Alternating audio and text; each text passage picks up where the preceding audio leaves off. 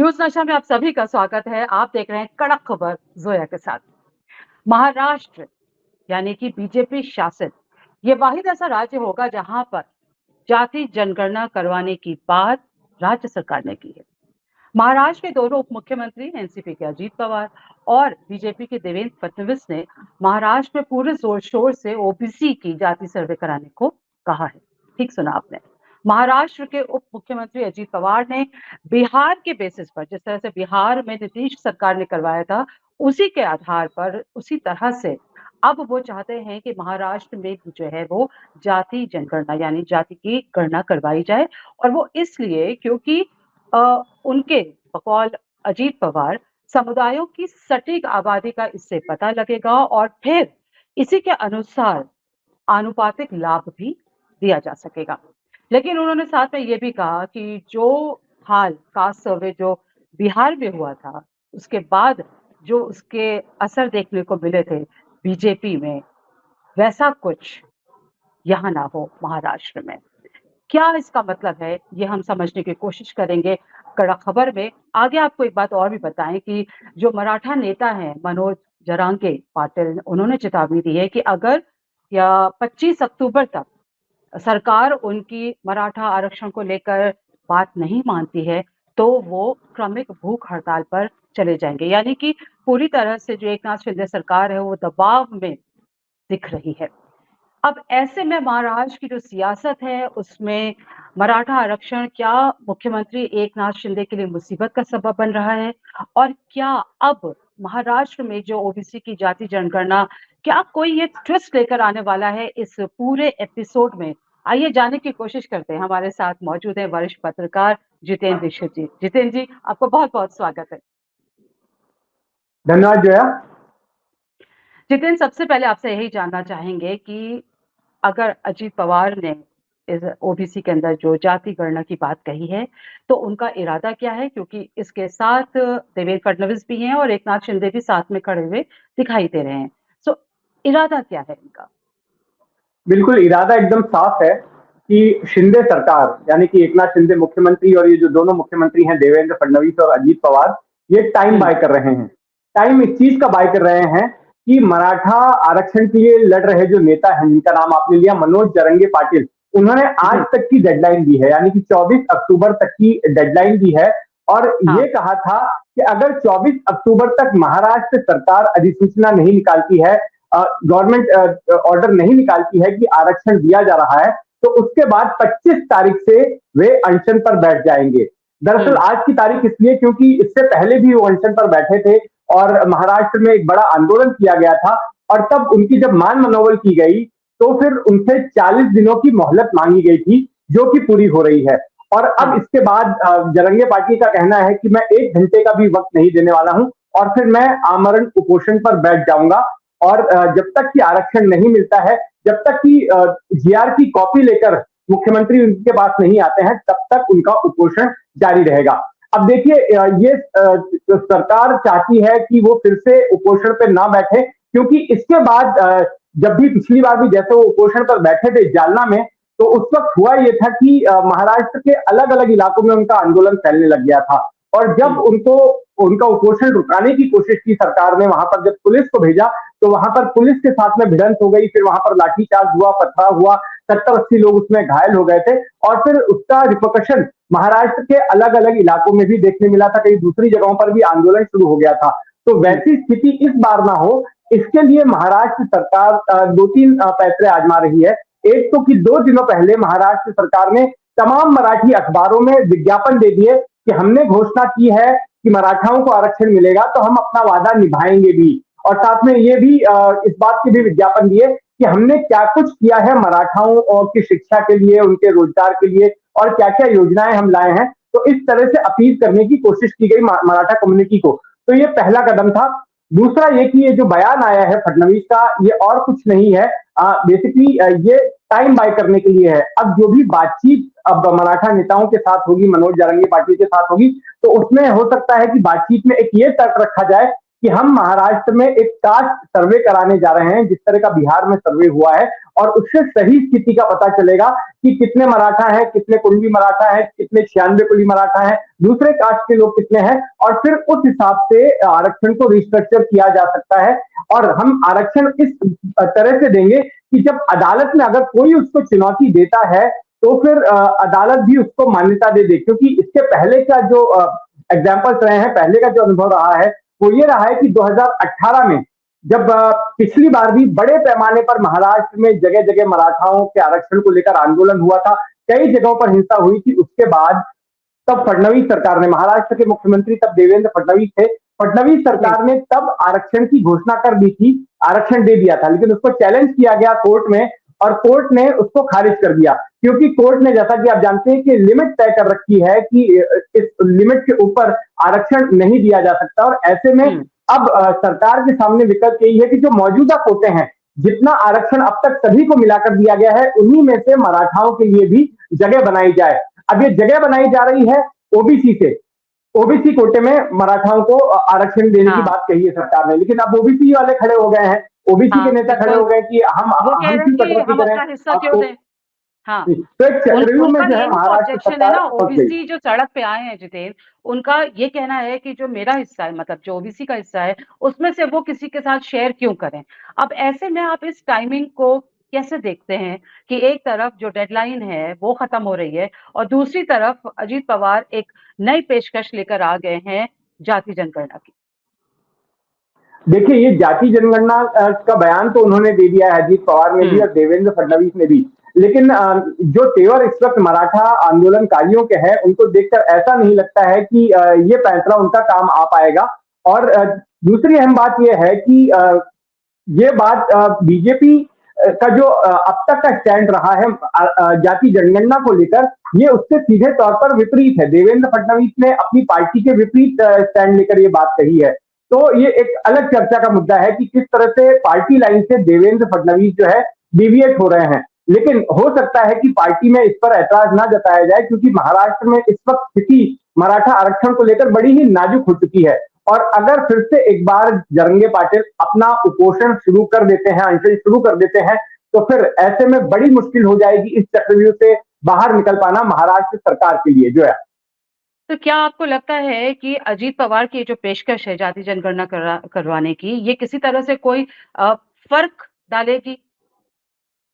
जो इन्होंने time line दिया है कि 25 अक्टूबर तक अगर नहीं होता है ना, तो वो फिर चले जाएंगे अनशन पर दोबारा से। कोई फर्क दिखता हुआ आपको दिख रहा है? नहीं, अब तक तो देखिए, ये बयान उन्होंने कल दिया था और उस बयान के बाद में अब तक का इनकी कोई सीधी बातचीत नहीं हुई है मराठा नेताओं की और सरकार के प्रतिनिधियों की जो है अब तक कोई सीधी बातचीत नहीं हुई है। तो क्या उनसे बातचीत में इस तर्क को रखने वाली है सरकार? पहली बात तो ये है, और जो कि लगता है कि शायद रखेगी, क्योंकि ये एक टाइम बाइंग का तरीका हो सकता है। तो अब तक वैसी कोई खबर आई नहीं है। दूसरी अहम बात की, आज सालाना रैली है शिवसेना की, जिसमें कि महाराष्ट्र के मुख्यमंत्री एकनाथ शिंदे संबोधित करेंगे अपनी पार्टी के कार्यकर्ताओं को। तो हो सकता है कि उस सालाना रैली में किसी प्रकार की अनाउंसमेंट हो जाए या कोई संकेत दे दिया जाए या कोई हिंट दे दिया जाए। अब से 1.5-2 घंटे के बाद में ये रैली शुरू हो जाएगी। तो हमारी उस पर नजर रहने वाली है कि आखिर वहां पर वो बोलते क्या है और मराठा आरक्षण के मुद्दे को इस रैली में टच करते हैं क्या। और साथ में ये भी देखना होगा कि क्या देर रात तक सरकार की तरफ से कुछ नेता, कोई प्रतिनिधि मंडल जो है मनोज जरंगे पाटिल से बात करने जाता है उनको समझाने के लिए कि आपने जो ये अल्टीमेटम दिया है 24 अक्टूबर का, उसको आप थोड़ा सा आगे बढ़ा दीजिए।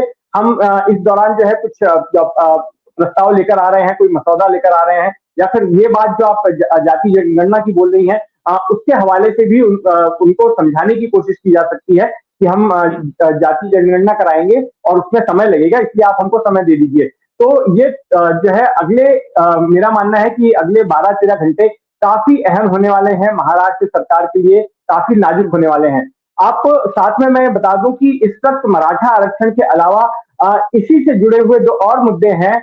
एक तो जैसे मैंने ओबीसी का आरक्षण का आपको बताया, ओबीसी के मुद्दे को लेकर भी बीजेपी में अंतर विरोध शुरू हो गया है। पंकजा मुंडे जो कि बीजेपी में ओबीसी की सबसे बड़ी नेताओं में से एक हैं, उन्होंने भी विरोध जता दिया। जब 40 दिनों पहले जब ये कहा गया कि हम ओबीसी कोटे से जो कुणबी मराठाओं का दर्जा दे देंगे, सभी मराठाओं को कुणबी मानकर उनको ओबीसी के तहत आरक्षण दे दिया जाएगा। तो पंकजा मुंडे ने भी उसका विरोध किया और कहा कि अगर आपको मराठाओं को आरक्षण देना है दीजिए, लेकिन ओबीसी के कोटे में कोई कटौती नहीं होनी चाहिए, ओबीसी कोटे से जो है आरक्षण नहीं दिया जाएगा, ये बात उन्होंने कही। और इसके बाद जो बाकी के ओबीसी के नेता थे वो बीच बीच में जगह जगह पर सभाएं ले रहे थे और वो भी तैयारी कर रहे हैं सड़क पर उतरने की अगर ओबीसी कोटे से आरक्षण दिया जाता है। अच्छा, तीसरा मसला इसमें ये खड़ा हो गया है कि धनगर जो समुदाय है वो भी आरक्षण की मांग कर रहा है।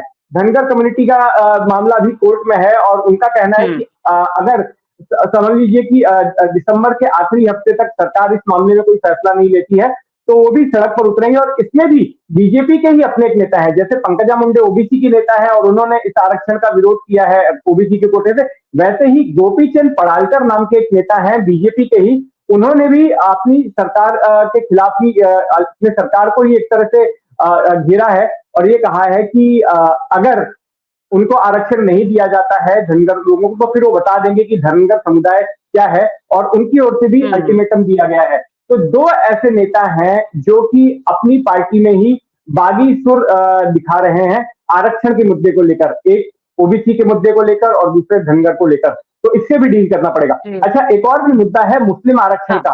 मुस्लिम आरक्षण को लेकर अभी आवाज इतनी आक्रामक तरीके से नहीं उठ रही है, लेकिन कांग्रेस की ओर से कई बार बीच बीच में ये डिमांड की गई कि मुसलमानों को भी आरक्षण दिया जाना चाहिए। आरिफ नसीम खान जो कांग्रेस के नेता हैं, पूर्व मंत्री रह चुके हैं, उनकी ओर से बार बार ये कहा जाता है कि मुस्लिमों को भी आरक्षण दिया जाना चाहिए। और जो यूपीए की सरकार थी, कांग्रेस एनसीपी की जो गठबंधन सरकार थी, उसने साल 2014 में मुसलमानों को आरक्षण दे भी दिया था, एक ऑर्डिनेंस पास कर दिया था, 5% आरक्षण मुसलमानों को दिया गया था। लेकिन उसके बाद 2014 में सत्ता परिवर्तन हो गया और फिर उसके बाद शिवसेना बीजेपी की सरकार आई, इस सरकार ने उस आरक्षण को रद्द कर दिया था। लेकिन अब फिर से एक बार मराठा आरक्षण की मांग कर रहे हैं, धनगर आरक्षण की मांग कर रहे हैं, तो ऐसे में अब मुसलमानों की ओर से भी आरक्षण की मांग को लेकर आवाजें आ रही हैं। जी बिल्कुल, ये जानना चाहेंगे आपसे कि जो मराठों को कुणबी कास्ट सर्टिफिकेट देने की बात हो रही है उस पर भी बवाल मचा है, तो ये क्या मसला है पूरा?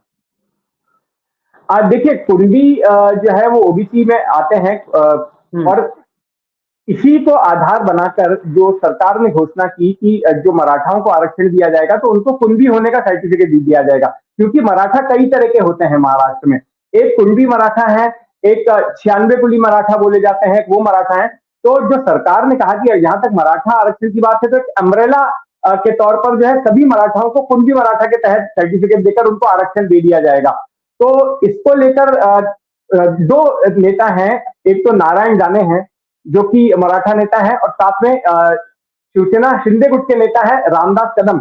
इन दोनों ने कहा है कि ऐसा नहीं होना चाहिए, कुणबियों को जो है इसमें शामिल नहीं किया जाना चाहिए। कुणबी मराठा अलग है, 96 कुली मराठा अलग है। तो ऐसा जो है ये अगर सरकार इस तरह का प्रस्ताव रख रही है तो ये लोग उसका विरोध कर रहे हैं। तो वहीं दूसरी तरफ मनोज जरंगे पार्टी का ये कहना है कि ये तो एक तरह से मराठाओं में फूट डालने की बात हो रही है कि उनको डिस्क्रिमिनेट किया जा रहा है, तुम कुणबी मराठा हो या तुम 96 कुली मराठा हो, तो ऐसा नहीं होना चाहिए। मराठाओं को एक अम्ब्रेला के तौर पर देखा जाना चाहिए और इस तरह से बाइफरकेट करके नहीं देखा जाना चाहिए। तो एक ये मुद्दा सामने खड़ा हो गया है। जितेंद्र, महाराष्ट्र के जो उप मुख्यमंत्री अजीत पवार, उन्होंने एकनाथ शिंदे और देवेंद्र फडणवीस के साथ मिलकर बिहार में जो ये जाति जनगणना का ब्यौरा है वो मांगा है। आपको याद होगा कि नीतीश सरकार ने जिस वक्त जाति जनगणना करवाई थी उसके बाद से बीजेपी में एक हड़कंप सा मच गया था। कांग्रेस ने तो ये कहा कि वो भी अपने जो उसके शासित राज्य हैं वहां करवाएगी, लेकिन बीजेपी से जरूर इसके जो सुर हैं वो अलग से हो रहे थे। पहली बात ये जानना चाहेंगे कि ये क्यों कहा है अजीत पवार ने कि जो कुछ बिहार में कास्ट सर्वे होने के बाद हुआ ऐसा कुछ ना हो महाराष्ट्र में, पहली उनकी ये कोशिश होगी, इसका क्या मतलब निकाला जाए। और दूसरा ये कि बीजेपी जो पार्टी है सेंटर में वो तो कास्ट सर्वे के सुर में सुर मिलाती हुई नहीं दिखाई दी अभी तक। तो ये महाराष्ट्र में जो एकनाथ शिंदे के ये दो डिप्टी मुख्यमंत्री हैं, कैसे ये लोग मिलकर ऐसी बात कर रहे हैं? पार्टी लाइन से क्या इसको अलग माना जाए? तो सवाल है। देखिए, जहां तक बीजेपी का सवाल है तो जाहिर तौर पर ये पार्टी लाइन से अलग की ही बात है। क्योंकि बीजेपी के जो केंद्रीय स्तर के नेता हैं वो तो विरोध कर चुके हैं बिहार में हुए कास्ट सर्वे का, और उसमें कई तरह की खामियां बताई गई हैं। उसके बाद में अदालत में भी ये मामला गया है। तो यहाँ पर ये इनका ये कहना है कि अजीत पवार का अगर हम बात करें तो बेसिकली वो ये कहना चाहते हैं कि हम जो कास्ट सर्वे कराएंगे वो निर्विवादित होगा। निर्विवादित होगा यानी कि जो जो जो ऐतराज जताए जा रहे हैं कि जो जो खामियां बिहार के कास्ट सर्वे में हुई हैं, यहाँ पर हम उस तरह की खामियां नहीं रखेंगे, जो कथित खामियां हैं, जो इनका मानना है कि ऐसा हाँ, नहीं, ऐसा होना चाहिए था, जो भी है, तो वो जी। यहाँ के कास्ट सर्वे में हम नहीं होने देंगे। और उसके बेसिस पे जब हम आरक्षण देंगे तो वो अदालत में टिक सकेगा, क्योंकि पिछली बार जब यहाँ आरक्षण दिया गया मराठाओं को तो अदालत में टिक नहीं पाया था, अदालत ने खारिज कर दिया। तो अब हम बाकायदा पूरी तरह से समय लेकर स्टडी करके उसके बाद हम सर्वे कराएंगे। सर्वे के जो नतीजे आएंगे उसके आधार पर आरक्षण दिया जाएगा, और ये आरक्षण ऐसा होगा, तमाम कानूनी पहलुओं को ध्यान में रखते हुए होगा कि अदालत उसको खारिज ना कर सके, वो कानून के दायरे में रहकर होगा। ये बात करने की कोशिश लगातार अजीत पवार और देवेंद्र फडणवीस कर रहे हैं। लेकिन ये ऐसा कैसे हो गया कि पार्टी लाइन से अलग हटके महाराष्ट्र सरकार बात कर रही है? ये थोड़ी समझ में नहीं आने वाली बात है। बिल्कुल, ये अजीब है कि पार्टी लाइन से हटकर बात हो रही है, लेकिन पार्टी लाइन से हटकर तो आप देखिए ना, ये देवेंद्र फडणवीस ने एक बात कही है, लेकिन मुझे लगता है कि जब देवेंद्र फडणवीस यहाँ की स्थिति को स्पेसिफिकली देखते हुए ये बयान दे रहे हैं, तो शायद उनकी पार्टी से पहले बात हुई होगी और उन्हें इस बात की छूट मिली होगी कि वो इस तरह का बयान दे, क्योंकि इस वक्त जो इमीडिएट जो ट्रिगर रोकना है कि एक बार फिर से अनशन पर बैठने जा रहे मनोज जारंगी पाटिल को रोकना है, तो उसके लिए शायद उन्होंने बोल दिया। लेकिन आप देखिए ना, मैंने अभी एग्जांपल दिया आपको पंकजा मुंडे का, पंकजा मुंडे ने भी तो पार्टी लाइन के खिलाफ बात की ना। एक तरफ उनकी सरकार कह रही है, उनकी पार्टी कह रही है कि मराठाओं को जो है ओबीसी कोटे से आरक्षण देंगे, तो वहीं पे पंकजा मुंडे पार्टी लाइन के खिलाफ बात कर रही है, उनको कह रही है कि ऐसा नहीं होना चाहिए। फिर मैंने गोपीचंद पड़ालकर का आपको एग्जाम्पल दिया, गोपीचंद पड़ालकर ने भी अपनी ही पार्टी को घेरा है कि दिसंबर तक आरक्षण दे दिया जाना चाहिए, नहीं तो फिर वो सड़कों पर उतरेंगे। उन्होंने अलग से अपना एक संगठन भी बना दिया है इस आरक्षण की मांग को लेकर। तो इस वक्त देखिए महाराष्ट्र की स्थिति जो है वो बड़ी पेचीदा और बहुत कॉम्प्लेक्स हो गई है। तो ऐसे में ये जरूरी नजर नहीं आ रहा है यहाँ के नेताओं को कि जो राष्ट्रीय स्तर पर पार्टी ने स्टैंड लिया है वही स्टैंड महाराष्ट्र में भी लिया जाए, और ऐसे में देवेंद्र फडणवीस ने पार्टी लाइन से हटकर ये बात कही, ऐसा मुझे लगता है। एग्जैक्टली। मेरा अगला सवाल भी इसी से जुड़ा हुआ है। देवेंद्र फडणवीस जो हैं वो पक्षधर हैं, चाहते हैं कि जो ओल्ड पेंशन स्कीम है वो लागू की जाए, जबकि जो सेंटर में बीजेपी है वो चाहती है कि उसकी नेशनल पेंशन स्कीम पर ही वो उसको फॉलो करे। तो देवेंद्र फडणवीस कैसे हट के अलग बात कर ले रहे? आपने कहा कि बात हुई होगी पार्टी में, तभी वो इस तरह के बयान दे रहे हैं, पेशकश रख रहे हैं। ओल्ड पेंशन स्कीम की जो है वो वकालत करना कहाँ तक आपको लगता है पार्टी लाइन से उनको अलग खड़ा कर रही है, और क्या उनके लिए आने वाले वक्त में परेशानी होगी? देखिए मुझे लगता है कि देवेंद्र फडणवीस जो है बहुत सुलझे हुए नेता है और बहुत दूर की सोचते हैं। जिस तरह से उनका अब तक का परफॉर्मेंस हमने देखा है, तो ऐसे में उनके इस बयान को इस बात को ध्यान में रखकर एनालाइज करना चाहिए कि वो जो कुछ भी कह रहे हैं वो अपने पार्टी आला कमान को कॉन्फिडेंस में रखकर ही कह रहे होंगे, क्योंकि महाराष्ट्र में इस वक्त स्थिति बड़ी खराब है। जो कॉन्फिडेंस पहले था, जो 2019 के वक्त में जैसा कॉन्फिडेंस था बीजेपी का सत्ता वापसी को लेकर या फिर लोकसभा में अच्छे परफॉर्मेंस को लेकर, वैसा इस बार मामला नहीं है। हालांकि बीजेपी ने दो बड़ी पार्टियों में फूट डाल दी, जो एक तो शिवसेना में फूट डाल दी, उसके बाद में एनसीपी में फूट डाल दी, लेकिन फिर भी जो जमीनी रियलिटी है उससे बीजेपी चिंतित है कि जो परफॉर्मेंस 2019 में हुआ था वैसा परफॉर्मेंस क्या 2024 में हो पाएगा लोकसभा और विधानसभा चुनाव को लेकर। और इसमें सबसे बड़ी बात मराठा आरक्षण की है, क्योंकि मराठा 33% है, और अगर मराठा नाराज हो जाते हैं तो दिक्कत होगी। मराठा देखिए, मराठा उनका जो आंदोलन है वो कंसंट्रेटेड है मराठवाड़ा इलाके में। मराठवाड़ा इलाके में 10 से 12 सीटें हैं जहां पर मराठा वोटर जो है अहम भूमिका अदा करते हैं चुनाव नतीजों को इन्फ्लुएंस करने में। तो ऐसे में अगर ये मराठा नाराज हो जाते हैं बीजेपी से, तो बीजेपी के लिए बड़ी मुश्किल हो जाएगी सत्ता में वापसी कर पाना, क्योंकि महाराष्ट्र वो राज्य है जो कि उत्तर प्रदेश के बाद सबसे ज्यादा सीटें लोकसभा की रखता है, सबसे ज्यादा लोकसभा सांसद भेजता है, 48 सीटें यहाँ से है लोकसभा की। तो ऐसे में अगर इनमें कटौती होती है, पिछली बार 41 सीटें मिली थी जब बीजेपी और शिवसेना ने मिलकर चुनाव लड़ा था, और उसमें से भी 41 में से 21 सीटें बीजेपी के हिस्से में आई थी। तो इस बार अगर चुनाव होते हैं और अगर मराठा नाराज हो जाते हैं तो जाहिर तौर पर बीजेपी को इसका बड़ा नुकसान हो सकता है, और इसीलिए बीजेपी अब महाराष्ट्र के केस को एक अलग तरीके से स्पेशल केस के तौर पर ट्रीट कर रही है, और जो मुद्दे राष्ट्रीय स्तर पर जिन पर पार्टी का रुख अलग है, उनका महाराष्ट्र में अलग हो सकता है, क्योंकि कोशिश इनकी यही है कि जो तमाम समुदाय हैं, चाहे वो ओबीसी हो या फिर मराठा हो या फिर धनगर हो, ये कहीं दूसरी तरफ ना चले जाएं, शरद पवार इनको कैपिटलाइज ना करने। तो ये पूरी कोशिश रहेगी, और इसी वजह से महाराष्ट्र में हम देखेंगे कि महाराष्ट्र के नेता अपने केंद्रीय नेतृत्व की जुबान से थोड़ा हटकर अलग रुख अख्तियार कर रहे हैं। जितेन, एक बात और जानना चाहेंगे आपसे, क्या नीतीश बाबू ने बिहार में एक ऐसा कार्ड खेल लिया कास्ट सर्वे करवा के जो बीजेपी के लिए मुश्किल खड़ी कर रहा है?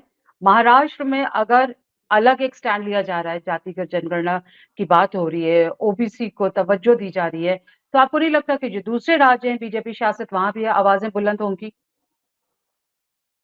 हाँ जी, हाँ बिल्कुल, क्योंकि दूसरे राज्यों में होंगी, लेकिन कास्ट फैक्टर ज्यादातर हम देखते हैं कि ये नॉर्थ इंडिया में ये ज्यादा मजबूती रखता है, नॉर्थ इंडिया में इसका ज्यादा प्रभाव है। तो जो नॉर्थ इंडियन राज्य है, जाहिर तौर पर वहां पर ये आवाज जो है और बुलंद होगी, वहां से भी अब डिमांड आएगी कि वहां पर भी कास्ट सर्वे होना चाहिए। हो सकता है कि आगे चलकर यूपी में ये मांग जो है और पुरजोर तरीके से हो। इसके बाद में जो दूसरे राज्य हैं, वहां जहां पर बीजेपी का शासन है, वहां पर मध्य प्रदेश में वहां पर ये मांग हो सकती है। तो गुजरात में हालांकि कास्ट का इतना फैक्टर उस जैसा नहीं है जैसा कि यूपी बिहार जैसे राज्यों में है, लेकिन आपकी बात सही है कि नॉर्थ इंडिया में कास्ट एक बहुत अहम रोल अदा करता है वहां के पॉलिटिकल डिस्कोर्स में। तो एकनाथ शिंदे के लिए फिलहाल मुसीबत कम होती दिख रही है कि नहीं आपको?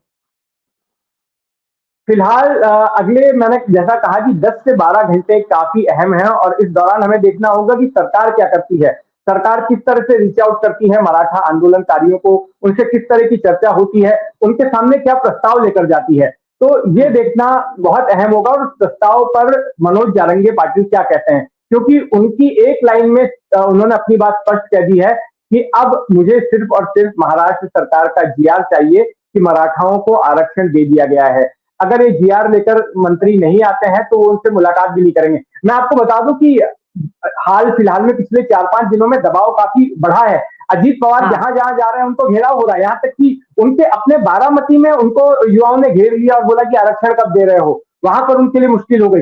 कल वो सोलापुर में सभा लेने के लिए गए, वहां पर सभा में उनको काले झंडे दिखाए गए और वहां पर उनको कहा गया कि आप सभाएं किस तरह से ले रहे हो, आपने अब तक मराठाओं को आरक्षण क्यों नहीं दिया है। तो इस तरह से दबाव बनाया जा रहा है। कई गांव में, महाराष्ट्र के, पश्चिम महाराष्ट्र के भी, मराठवाड़ा के कई गांव में बड़े बड़े बैनर पोस्टर लगा दिए गए हैं कि राजनेताओं को गांव के अंदर एंट्री नहीं है, जब तक मराठाओं को आरक्षण नहीं दिया जाएगा आपको गांव में घुसने भी नहीं मिलेगा। तो इस तरह का दबाव जो है, जगह जगह पे, कुछ जगहों पे मराठा नेताओं ने सभाएं ली है, वहां पर लाखों की तादाद में लोग आ रहे हैं। तो एक दबाव बनाने का काम भी काफी बढ़ गया है, और अब देखना होगा कि आज रात तक या कल सुबह तक क्या कुछ इस पूरे मामले में होता है। चलिए, देखिए कि ये जो मराठा आरक्षण नुमा गेंद है, ये फिलहाल एकनाथ शिंदे के पाले में है। अगर ये बैटिंग ठीक करते हैं तो वेल एंड गुड, अदरवाइज पूरे चांसेस हैं कि शरद पवार इनको कैच आउट करते हैं। आपने अपना तक कीमती वक्त हमें दिया जितेन, बहुत बहुत शुक्रिया। तो कड़क खबर में फिलहाल इतना ही। न्यूज नशा से जुड़ने के लिए आपका बहुत बहुत शुक्रिया। और आप हमसे जुड़े रहने के लिए सब्सक्राइब करें YouTube पर, फॉलो करें ट्विटर पर और लाइक करें Facebook पर। और ज्यादा जानकारी के लिए आपको टाइप करना होगा सिर्फ न्यूज नशा।